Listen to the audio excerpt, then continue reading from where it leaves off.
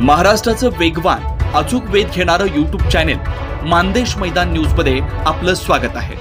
आपली बोली आपली भाषा। मी नानासाहेब महादेव पिंगळे, राहणार कटपळ येथे माझी गट नंबर 185 मध्ये शेत जमीन आहे। त्या जमिनीमध्ये साठवण तलावाचं काम चालू आहे। ते साठवण तलावाचं काम अतिशय निकृष्ट दर्जाचं झालं आहे।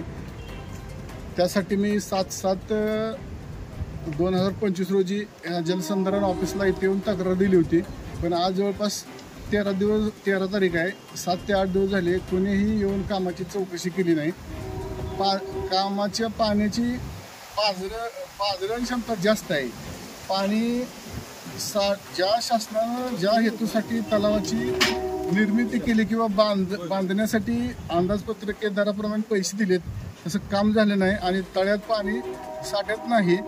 जुन्या तलावाचं मटेरियल सगळं उचलून तिथं टाकले, त्यामुळे मटेरियलची चौकशी व्हावी ही तुमच्या माध्यमातून माझी विनंती आहे। काम कधीच होते? काम आता चालूच आहे। सध्या एक 8 दिवसापूर्वी मी बंद करायला सांगितले, बंद ठेवले। कामाची स्थिती काय, बंद आहे का निम्म झाले? कामाची स्थिती आता भराव्याची स्थिती पूर्णत्वाला आली, 90% भरावा पूर्ण झालाय मातीचा।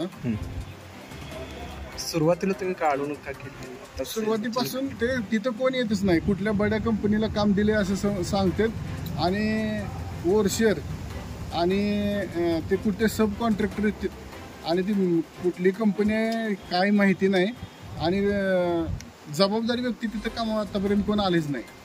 अधिकाऱ्यांशी काय बोलणं झालं होतं? अधिकारी तर आमचं असं मत आहे की ते अधिकारी स्वतः काम करतात, त्यामुळे अधिकाऱ्यांचं तर काय हे नाही। अधिकारी सांगतात हे काम बरोबर आहे, असंच काम असतं। आता तुम्ही स्वतः येऊन बघितलं तर खाली पाझर एवढा आहे आणि तिथं जुना तलाव होता 1990 साली पाझर तलाव। त्या पाझर तलावाचं मटेरियल सगळं काढलं, बाजूला ठेवलं आणि तेच मटेरियल माती थोडी बाहेरून आणली त्यांनी आणि तेच मुरुम मात्र टोटल तोच मुरुम वापरला आहे। ते भविष्यात ते काम टिकणारही नाही आणि आता ज्या उद्देशानं तो साठवण टँक बांधलाय तो उद्देश तर पूर्ण होताना दिसत नाही। या पत्रकाराच्या माध्यमातून तुम्ही या डिपार्टमेंटला काय सांगू इच्छिता? डिपार्टमेंटला त्या कामाची वरिष्ठ पातळीवर चौकशी करून काम चांगल्या क्वालिटीचं करण्यात यावं, कारण त्या कामाच्या पाण्यावर अवलंबून खालील एक जवळपास 100 हेक्टर क्षेत्र, जवळपास 250 एकर क्षेत्र त्या साईडच्या खाली आहे, ओलिता खाली येऊ शकतं।